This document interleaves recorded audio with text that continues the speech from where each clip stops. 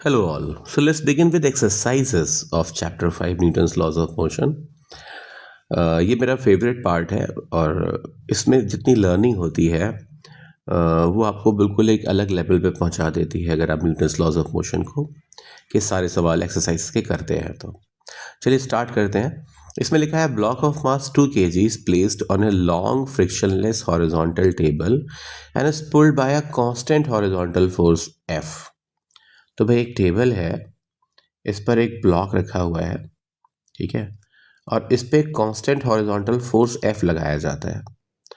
ये 2 kg का है and it moves by 100 metre in first 2 seconds।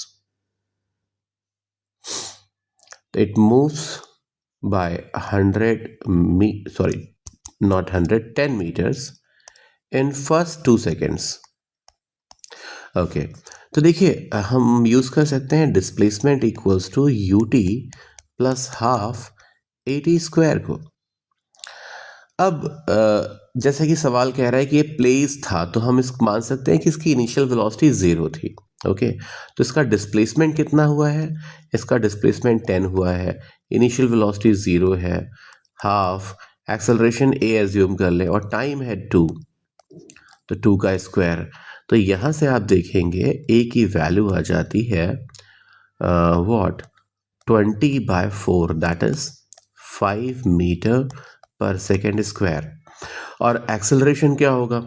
तो देखिए इस ब्लॉक पे देर आर मेनी फोर्सेस। एक तो ये फोर्स F है, एक इसका वेट है mg, और एक नॉर्मल है जो ग्राउंड से लग रहा होगा। तो देखिए इसका मोशन ना परफेक्टली हॉरिजॉन्टल है, इसका मतलब वर्टिकल फोर्सेस तो बैलेंस हो ही रहे होंगे, तो n और mg ने एक दूसरे को कैंसिल कर दिया होगा। The only resultant force on the block is F। तो इसका एक्सेलरेशन होना चाहिए according to Newton's law F/m, जो कि 5 आ रहा है। अब m कितना है? 2 kg है, तो m को 2 kg रखने पे फोर्स की वैल्यू क्लियरली 10 न्यूटन आ जाएगी, 10 न्यूटन। तो यही इसका आंसर है। चलिए चलते हैं नेक्स्ट क्वेश्चन की तरफ। इसमें कहता है car is moving at 40 kilometre per hour is to be stop by applying brakes in the next 4 metre. If the car weighs 2000 kgs, what average force must be applied on it? तो ये भी कुछ पिछले सवाल जैसा ही है, इसमें acceleration की बजाय रिटार्डेशन है। ये जो कार है वो 40 किलोमीटर पर आवर से चल रही है, 40 kmph। चलिए स्पीड को या वेलोसिटी को मीटर पर सेकेंड में कन्वर्ट कर लेते हैं।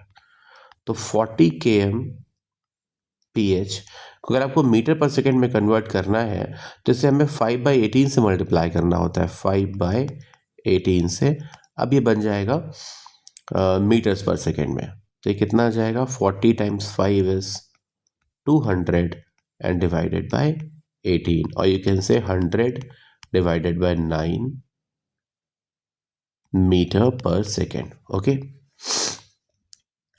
अच्छा भाई, इतना करने के बाद में अब इसको रोकना है तो इसकी फाइनल स्पीड जो होगी वो तो 0 हो जाएगी।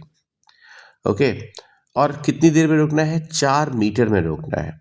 तो अगर इसकी इनिशियल स्पीड पता है, फाइनल स्पीड 0 पता है, तो सबसे बेस्ट इक्वेशन है v² इक्वल्स टू u²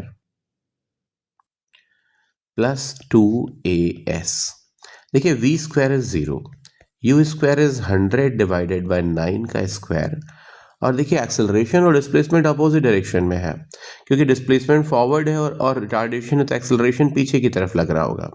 तो यहाँ पर एक माइनस साइन आ जाएगा, और 2a और s कितना है? 4 मीटर। तो यहाँ से हमें रिजल्ट मिलता है a की वैल्यू मिल जाती है कितनी मिल जाती है?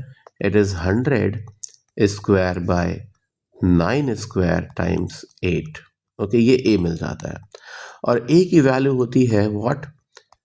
F/m, net force by m। अब अगेन पिछले क्वेश्चन की तरह ही कार का वेट और नॉर्मल तो बैलेंस कर रहे हैं, तो ओनली नेट फोर्स जो है, द एवरेज फोर्स, वो ही इस पे नेट फोर्स होगा। तो F की वैल्यू मिल जाएगी m times a। So F की वैल्यू हो जाएगी acceleration times mass. So acceleration is 100 square divided by 9 square times 8 into mass is 2000 kg। तो यहाँ से एवरेज फोर्स मिल जाना चाहिए हमें। देखिए इसकी कैलकुलेशन कर लेते हैं। चलिए कैलकुलेशन के लिए हम यूज़ कर लेते हैं calculator.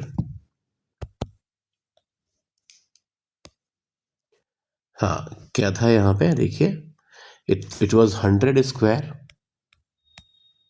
Into 2000 divided by 9 square into 8, और इसे कैलकुलेट करने पे आ रहा है 30864.2। तो फोर्स की वैल्यू आ जाती है 30864.2 Newton's nearly. Okay, that's all for this. आगे आगे मिलते हैं।